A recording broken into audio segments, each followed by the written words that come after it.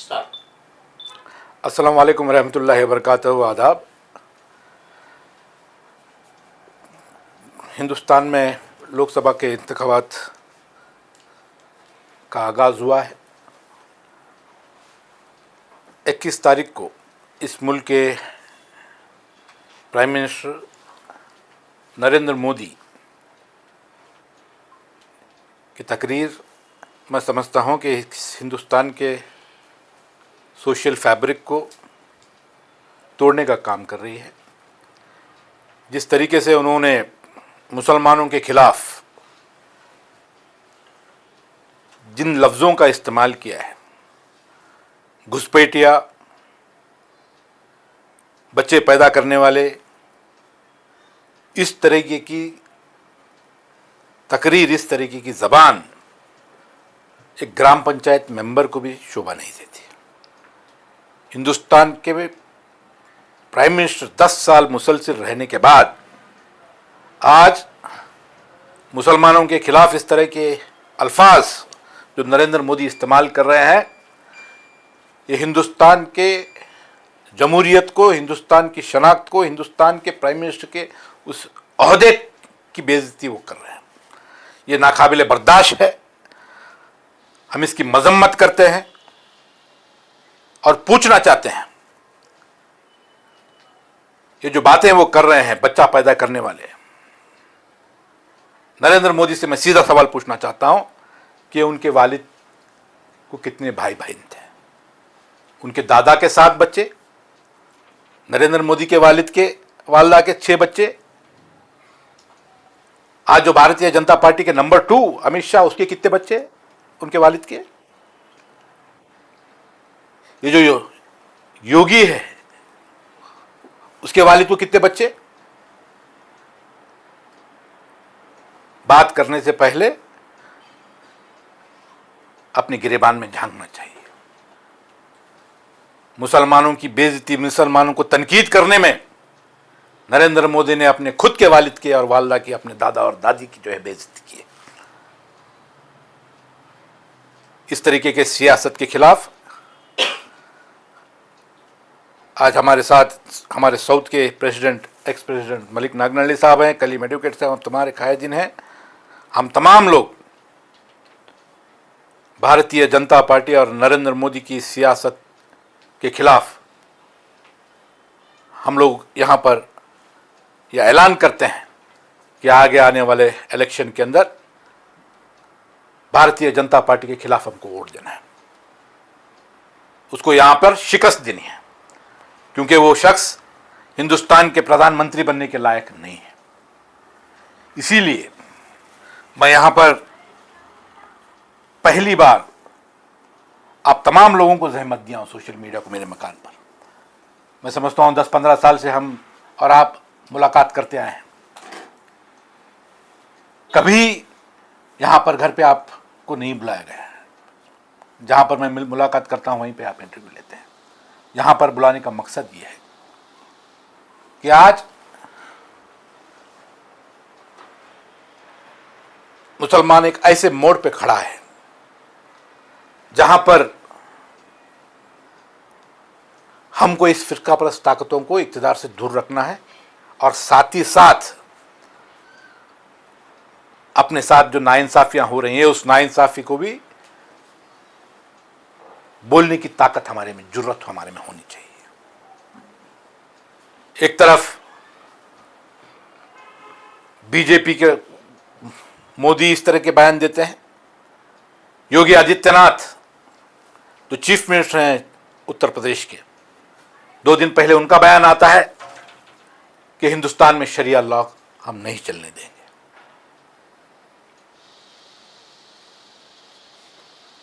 हिंदुस्तान में रहने वाले हर शख्स को, हर मजहब के मानने वाले को अपने अपने धर्म के साथ, इज्जत के साथ उसको जीने का पूरा हक हमें हमारा संविधान देता है।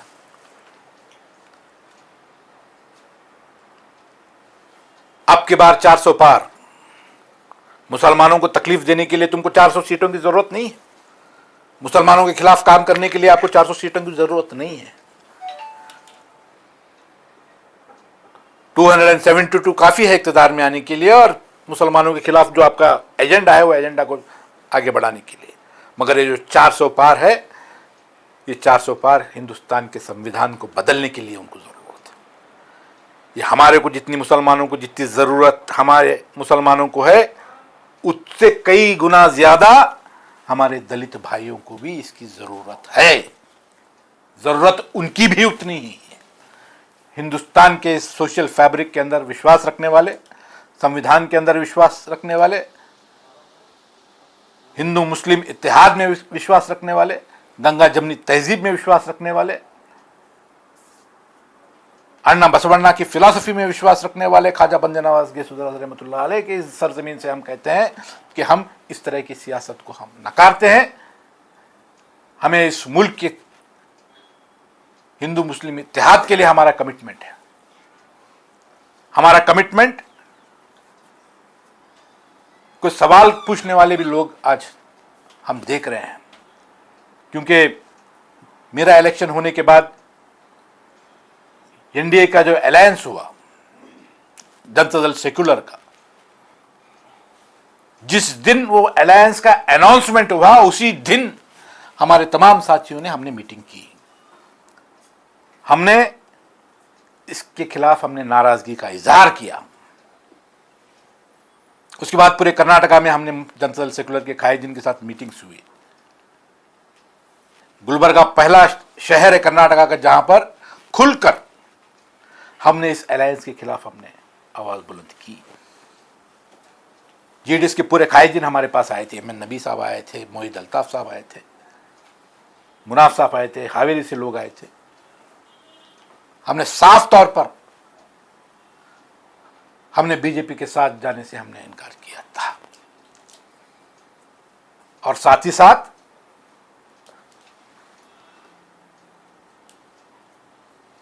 ये कहना चाहता हूं बड़ी जिम्मेदारी के साथ,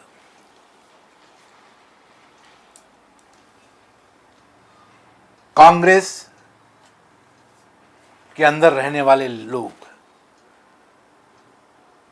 अपनी जिम्मेदारी को समझें। अपने कमिटमेंट क्या है, उनकी हैसियत क्या है कांग्रेस के अंदर, पहले उसके ऊपर वो सोचे। सिर्फ और सिर्फ तनकीद करना और चापलूसी करना सियासत नहीं हो सकती। सिर्फ और सिर्फ लीडर की चमचागिरी और चापलूसी करना नहीं है। आपका कमिटमेंट इस सेकुलरिज्म के लिए अगर है तो आप माइनॉरिटीज के लिए, मुसलमानों के लिए आवाज उठाना, सवाल पूछना शुरू कीजिए।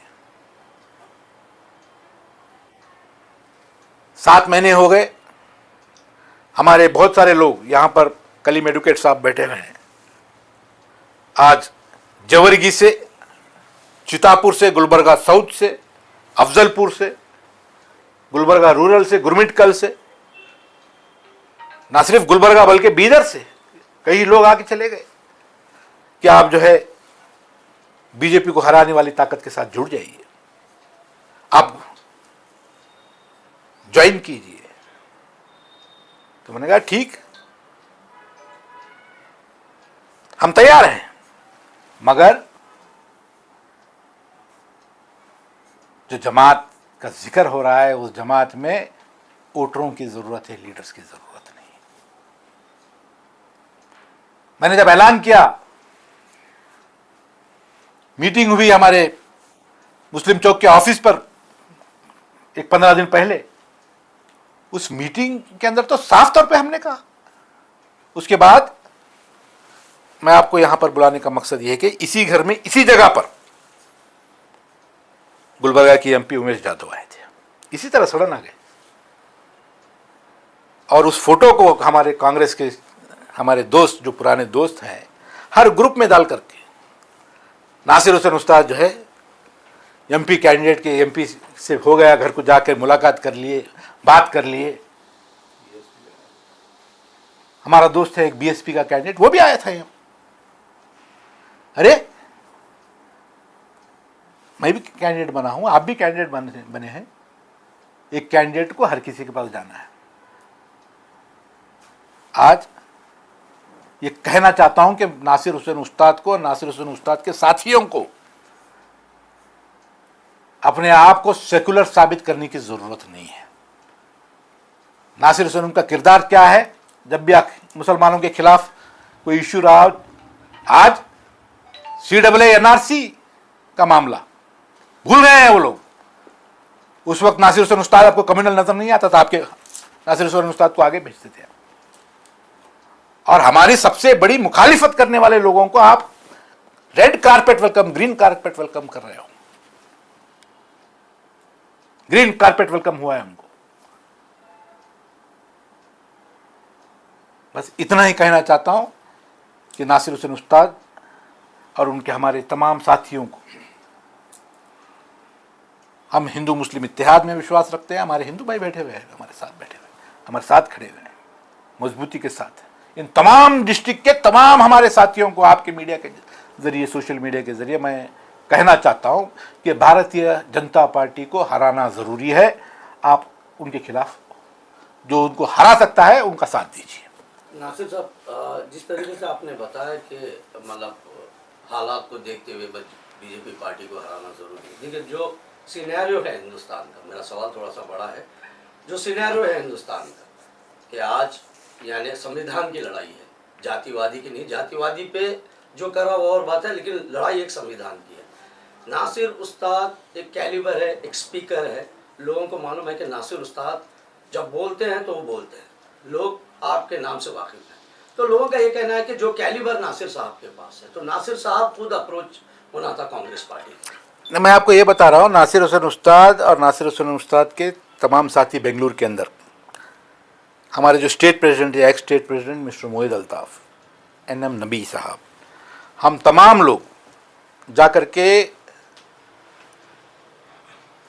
CWC मेंबर जो हैं सैयद नासिर हुसैन साहब, जो मुसलमानों के रिप्रेजेंटेटिव है, हमारे हैदराबाद कर्नाटका के हैं और AICC सदर के करीबी माने जाते हैं, उनसे हमने जाकर मुलाकात की। उन्होंने हमसे लिस्ट मांगा और उस लिस्ट में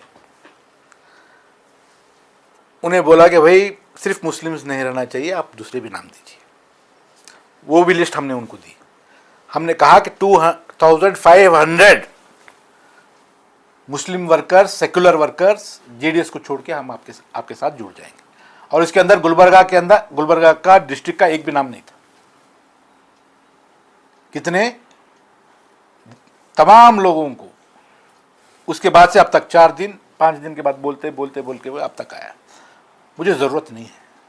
हमारे सियासी ज़िंदगी का मकसद ये है कि हम मिल्लत के काम आए, गरीबों के काम आए। हिंदू मुस्लिम इत्तेहाद के लिए हम हमेशा मजबूती के साथ खड़े रहे। इस सोच को, इस आइडियोलॉजी को लेकर चले। उसके बाद बहुत सारे लोग, मैं बता रहा हूँ, तकरीबन हमारे कलीम एडवोकेट साहब को तो दिन में 20 हमारे पुराने जितने भी कांग्रेस के साथी है, मैं बता रहा हूँ पूरे डिस्ट्रिक्ट के लोग, वो आए, मुझे बात किए। उन्होंने कहा कि नासिर साहब आप कांग्रेस ज्वाइन करना चाहिए। मैंने कहा ठीक, बात कीजिए।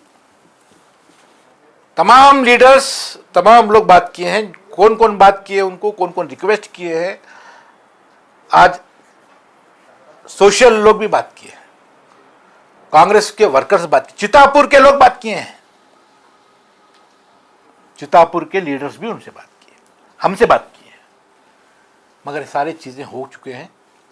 नासिर हुसैन उस्ताद को सियासी जमात का मोहताज नहीं है, हम लोग किसी सियासी जमात के मोहताज नहीं है। इतना सब होने के बावजूद उमेश यादव यहाँ पर आकर 3 घंटे बोलने के बावजूद हमने उसको साथ देने का कमिटमेंट नहीं दिया। हमने कहा कि हम 23 तारीख को बताएंगे। नाराज होकर चले गए। अरे साहब साथ दीजिए। हमने कहा नहीं, ऐसा नहीं होता। पहले फेज में इस तरह का रवैया मुसलमानों के खिलाफ, सेकुलरिज्म के खिलाफ, दस्तूर के खिलाफ जो स्टैंड प्राइम मिनिस्टर ले रहे हैं, हम किसी सूरत में उसको सपोर्ट नहीं कर सकते। कांग्रेस के, मैं समझता हूं कि 70% ऑफ द लोग हमसे मुलाकात करके वॉलंटरीली, उनकी ख्वाहिश है कि कांग्रेस के कैंडिडेट जीते। उन्होंने अप्रोच किया और हमने उनको नसीर साहब, क्या वजह लगती है आपको, जिस तरह से अभी आपने कहा कि कांग्रेस को लीडर्स की नहीं वोटर्स की जरूरत है, तो किस तरह से आप देख रहे हैं? क्योंकि मजबूर हैं, हम लोग मजबूर हैं, सियासी ताकत हमारी नहीं है, हम लोग मजबूर हैं। आज जो शख्स इनको हराने का दावा करता है उसको जाकर के बुलाते हैं, जो शख्स उनको मांडी को मार करके मैं तुझे हराऊंगा, तेरे बेटे को हराऊंगा बोलने वाले के घर को जाकर बोलते। हमारी पास क्या है, हम मजबूर है, हम लोग सेकुलरिज्म के नाम पर, दस्तूर के नाम पर, ये हमारे जज्बात का नाजायज फायदा उठा रहे हैं, हमारे इरादों का नाजायज फायदा। कोई ना कोई वजह होंगे। देखिए नासिर साहब पॉलिटिकल पार्टी है, प्लेटफॉर्म का अगर हटा के देखा जाए तो जब भी दलित और देखिए मैं आपको बताऊं, कन्नड़ा में एक कहावत है, वजूहात, अगर मेरे में जो वजूहात आपको नजर आ रहे हैं उससे 20 गुना ज्यादा वजूहात जिन लोगों को इन्होंने रेड कारपेट वेलकम डाल के दिया है उनके वजूहात मैं आपके सामने रख सकता हूं। कहीं ना कहीं पब्लिक को, अवाम को आपसे भरपूर फायदा है। अवाम जो समझना चाहती है, जो नासिर साहब को सुनना चाहते हैं, क्योंकि जब भी दलित और माइनॉरिटी की बात आई तो नासिर साहब पार्टी का प्लेटफॉर्म नहीं देखे। नासिर साहब ने दलित और माइनॉरिटीज के लिए हमेशा आगे रहे हैं। तो क्या आप नहीं चाहते कि आपका ये कैलिबर, आपकी ये सोच, आपकी ये ताकत एक जनता को एक सेकुलर प्लेटफॉर्म लाने में मदद? उसी सोच को लेकर के मैं खुद उनके पार्टी के घर तक जा करके मुलाकात करके रिक्वेस्ट करके लिस्ट दे करके 7 महीने पहले दे के आया। कितने महीने पहले? 7 महीने पहले। उसके बाद तो अब जितने लोग आए उन तमाम लोगों से बात किया। कोई आकर के बोले साहब आप जिलाध्यक्ष से बात कीजिए, मैंने ठीक है लगाओ फोन, जिलाध्यक्ष को भी बात किया। ये सारी चीज़ें इसलिए क्योंकि मैं चाहता हूं कि हमारे लोग, इलेक्शन तो आते हैं जाते हैं, ये इलेक्शन आया है फिर खत्म हो जाएगा इलेक्शन। 7 तारीख के शाम को 6 बजे किसी की जरूरत नहीं है। मैं एक मैसेज आपके सोशल मीडिया के जरिए देना चाहता हूं हमारे भाइयों से जो कांग्रेस के जिम्मेदार अपने आप को समझ रहे हैं, जो बढ़ चढ़ के काम कर रहे हैं, काम कीजिए। आप जिस पार्टी में हैं उस पार्टी के साथ वफादार रहिए, मगर आप अपने सियासी कायदीन को खुश करने के लिए दूसरे कायदीन को, अपनी मिल्लत के लीडर्स को डैमेज करने का, इमेज खराब करने का, घटिया किस्म की बातें सोशल मीडिया में, घटिया किस्म के। नासिर हुसैन उस्ताद को सर्टिफिकेट उन लोगों से जरूरत है, मेरी कुर्बानियां बहुत हैं। मैं केजेपी के बाद इख्तियार अगर चाहता तो बीजेपी जब भी चले जाता, आज शायद एमएलसी मिनिस्टर होता, मैं एक्स मिनिस्टर होता। मेरी कुर्बानियों के सामने कोई कुर्बानी नहीं है आपकी। आपकी तो ताकत उतनी भी नहीं कि आप जाकर के अपने एमपी कैंडिडेट को या अपने पार्टी के लीडर्स को आप बोल सकें कि ये मुसलमानों को काम है, 4% रिजर्वेशन डिले हो रहा है, हिजाब का सर्कुलर क्यों नहीं निकालते तुम? उतना उनका कमिटमेंट नहीं है। तो बहरकफ इन हालात में उन इश्यूज़ को बात करना मुनासिब नहीं, क्योंकि अब इलेक्शन का टाइम है, उसका नेगेटिव इम्पैक्ट होने वाला है। हम हैं, जब तक जिंदा है मिल्लत के साथ रहेंगे, कौम के साथ रहेंगे, मिली मसाइल को हम लड़ते रहेंगे, क्योंकि हमारे साथ पूरी टीम, बहुत सी टीम बाकी है। 7 महीने पहले मैं बात किया हूं, 3 दिन रुकिए, 4 दिन रुकिए बोल के हमारे पूरे पार्टी वर्कर्स को जाकर के ज्वाइनिंग करा रहे हैं। ये कितनी घटिया सोच है, कितनी घटिया सियासत कर रहे हैं, इसके ऊपर भी आप लोग फिक्र करना चाहिए। नासिर साहब, अब कोई रास्ता नहीं है। पहले जेडीएस थी, बीजेपी थी और कांग्रेस थी। तो अब जेडीएस बीजेपी से अलायंस है। तो अब लोगों का कहना है कि मुस्लिम तबके में, कम्युनिटी में कोई दूसरा रास्ता नहीं है कि भाई बीजेपी कांग्रेस को जिताएं ताकि बीजेपी सत्ता में आए। बिल्कुल। तो ये आप किस नजरिए से देखेंगे ये बात को? क्या डर के वोट डालना है या फिर हमको लड़ना है संविधान? नहीं, हमको तो उनके खिलाफ खड़ा होना है, इत्तेहाद के साथ खड़ा होना है, मजबूती के साथ खड़ा होना है, जिम्मेदारी के साथ खड़ा होना है, और उस लड़ाई के बाद अपनी फलाह और बहबूदी के लिए, अपने हुकूक के लिए भी आपको अपने पार्टी प्लेटफॉर्म के अंदर आवाज़ उठाना है। क्या शेयरिंग हो सकती है उसके बारे में बात होनी चाहिए। नासिर साहब, जिस तरह से आप माइनॉरिटी कम्युनिटी को क्या मैसेज देना चाहेंगे, जिस तरह से माइनॉरिटीज़ के आपके अलावा और भी ऐसे कुछ लीडर हैं जिसको नज़रअंदाज किया जा रहा है पार्टी में ना लेते हुए, मुस्लिम लीडरशिप को कमज़ोर करने की जिस तरह से यहाँ पर काम हो रहा है, इस पर क्या मैसेज देंगे आप आवाम को? वही मेरा जो मैसेज है वही मैसेज है कि आज इस इलेक्शन को जो हरा सकते हैं उनका साथ दीजिए, बीजेपी को जो हरा सकते हैं। तो जाहिर सी बात है कांग्रेस है। नहीं, मैं तो पार्टी तो नहीं बोलूँगा ना, पार्टी कौन है क्या है मुझे मालूम नहीं है, बीजेपी को जो हरा सकते हैं उनका साथ दीजिए। तो तभी तो आप ये किस नजरिए से देखते हैं इस बात को कि भाई कि आज वक्त के हालात के ऊपर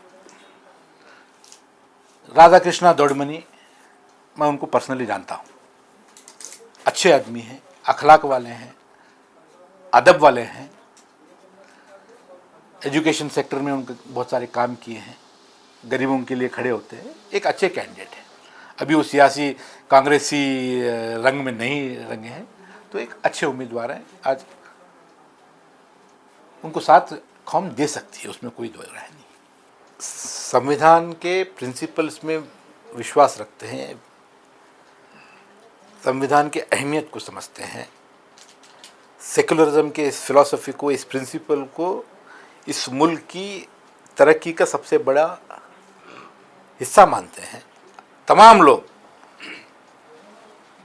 चाहे वो हमारे हिंदू भाई हों, दलित भाई हों, पिछड़े भाई हों, इलेक्शन में ज़्यादा से ज़्यादा परसेंटेज पोलिंग करा करके अपनी राय का इजहार करना चाहिए।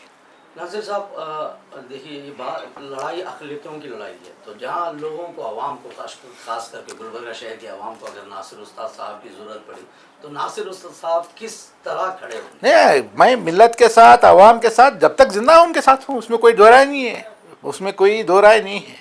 मिल्लत के साथ मैं हमेशा खड़ा हूँ, मैं मिल्लत को छोड़ के जाने वाला ना हूँ। जब तक अल्लाह सुब्हान व तआला मेरे ज़िंदगी हयात रखा है, जब तक मैं सांस लेता रहूँगा, जब तक मेरे खून में रवानगी रहेगी, इंशाल्लाह जब भी ज़रूरत है आवाज़ दीजिए। नासिर हुसैन उस्ताद आपके साथ खड़ा है, उसमें कोई पॉलिटिकल पार्टी की सोचने की ज़रूरत नहीं है। तो हालात को लेकर आप किस तरीके से लोगों को सजेस्ट करना चाहेंगे कि क्या करना चाहिए? हराइए बीजेपी को, नरेंद्र मोदी को रोकिए इक़्तिदार में आने से। 10 साल इक़्तिदार देने के बावजूद अगर वो हिंदू मुस्लिम कर रहा है, मुसलमानों को अगर ये बोल रहा है कि बच्चा पैदा करने वाले हैं, घुसपैठिया का लफ्ज़ इस्तेमाल करते हैं। अच्छा साहब, मुस्लिम चौक पे जो आपका मशवरती इजलास हुआ, वहाँ पर कई लोग आपको मजलिस इत्तेहादुल मुस्लिमीन में भी शमूलियत इख्तियार करने के वहाँ पर सजेशन दिए थे। किस तरह से आप अभी कांग्रेस? देखिए, मैं आपको ये आपका बहुत अच्छा क्वेश्चन है। उस इजलास में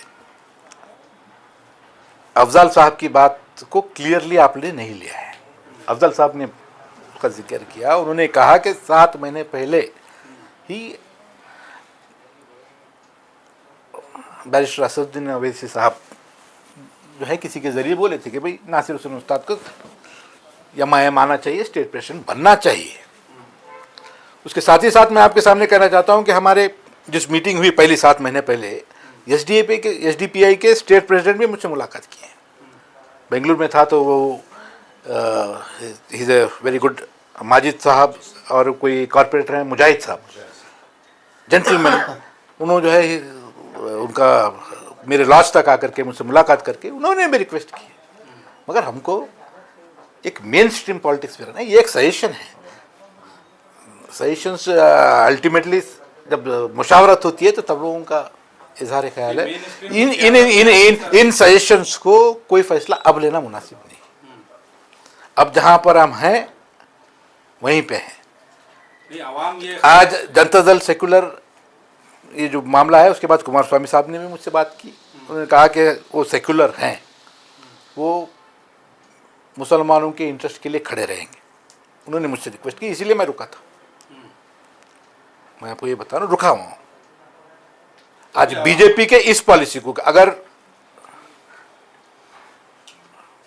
मिल्लत के खिलाफ, मुसलमानों के खिलाफ जब बात हो रही है तो मुझे किसी की अप्रूवल की ज़रूरत नहीं है उसको तनकीद करने के लिए। I don't need any approval. अगर किसी लिंगायत समाज को अगर गाली देते हैं तो क्या लिंगायत समाज के लीडर्स खामोश बैठते हैं? मुझे भी ज़रूरत नहीं है। जब मुसलमानों के खिलाफ बात होती है तो मैं उसका जवाब दूंगा, डंके की चोट पे दूंगा। पॉलिटिकल प्लेटफॉर्म की जिस तरह से ज़रूरी है गुलबर्गा में, या आप देखते हैं कर्नाटक में एक अपोजिशन पार्टी की ज़रूरत है, तो जिस तरह से आप कांग्रेस की बात करें तो वहाँ पर तो माइनॉरिटी लीडर्स को वहाँ पर आपने जिस तरह से कहा नाराज नज़रअंदाज किया जा रहा है, तो पॉलिटिकल एक आप किस तरह से देखते हैं कि अपोजिशन यहाँ पर नज़र नहीं आ रही है, तो उस पर क्या आप गौर करेंगे? नहीं, मुझे आपका सवाल समझ में नहीं आया। अपोजिशन तो है ना। लोगों में एक बात चल रही है कि मुस्लिम एक पॉलिटिकल अपोजिशन की यहाँ पर जरूरत है, जिस तरह से आपने बताया कांग्रेस जो जिस तरह से मुस्लिम अपोजिशन नहीं होती, हिंदू अपोजिशन नहीं होती, ये अपोजिशन पार्टीज है। नहीं, मुस्लिम लीडर्स को अपोजिशन पार्टी में रहने की जरूरत है, जिस तरह से जनता सेकुलर आप है ना, आप कई साल से 15 साल से अपोजिशन में ही रखे ना। अगर आगे चल के कांग्रेस ये प्रस्ताव आपके सामने रखेगी तो देखिए, क्या इफ्स आप एंड बट्स की, इफ्स एंड बट्स की बात न कहो मीडिया के सामने। मैं आपको ये बता रहा हूँ कि साफ तौर पर मैं खुद पर्सनली बात किया हूँ, रिक्वेस्ट किया हूँ। नहीं, अब अगर मैं ये सवाल का जवाब दूंगा तो और वो कांग्रेस के अंदर रहने वाले वो जो गुलामी प्रवृत्ति के लोग हैं, जो चमचागिरी को ही सियासत समझे हैं, वो ये बोलेंगे नासिर हुसैन उस्ताद तो कांग्रेस में आने के लिए बहुत ज्यादा उतावले थे, दरवाजा खटखट आ रहे, नहीं लिए। जरूरत नहीं है, जन्नत का दरवाजा नहीं है वो। गुलामी पंजतन की होती है, पंजे की नहीं। जब तक जिंदा है पंजतन की गुलामी करेंगे भाई, जरूरत आने पर छोड़ भी देंगे। सियासी जमात के गुलाम हम नहीं हैं। आज जितने भी लोग अपने आप को, नौजवानों को एक मैसेज आपके जरिए देना चाहता हूं, सुन लीजिए। आपको कमिटमेंट अपने आइडियोलॉजी के लिए, अपने लोगों के लिए, गरीबों के लिए, हिंदू मुस्लिम इत्तेहाद के लिए अगर आपका नहीं है तो आप सियासत में मत आइए। पैसे कमाने के बहुत से जरिए हैं, बहुत से जरिए हैं। आज ऐसा वक्त है, मैं कुछ ज्यादा बोलूंगा तो और इसको, जो ताकत बीजेपी को हरा सकती है उसको डैमेज ज्यादा होता है। इसलिए हमारे वसीम साहब से मैं उम्मीद करता हूं कि आपके इस सवाल का हमने जवाब दिया है। और आखिरी मैसेज आप क्या देंगे आवाम, आप जिस तरह से आपको लोग सुन रहे हैं तो? एक ही मैसेज देता हूं कि बीजेपी को हराना जरूरी है, मजबूती के साथ, इत्तेहाद के साथ। 7 तारीख को घर के बाहर निकल करके उसको हराने वाले शख्स को वोट दीजिए।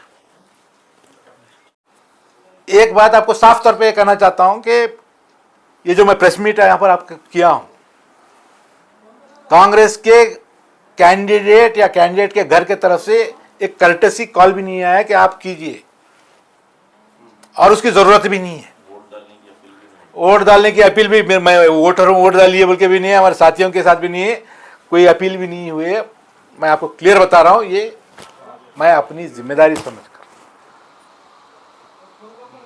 आप बुला करके ऐलान कर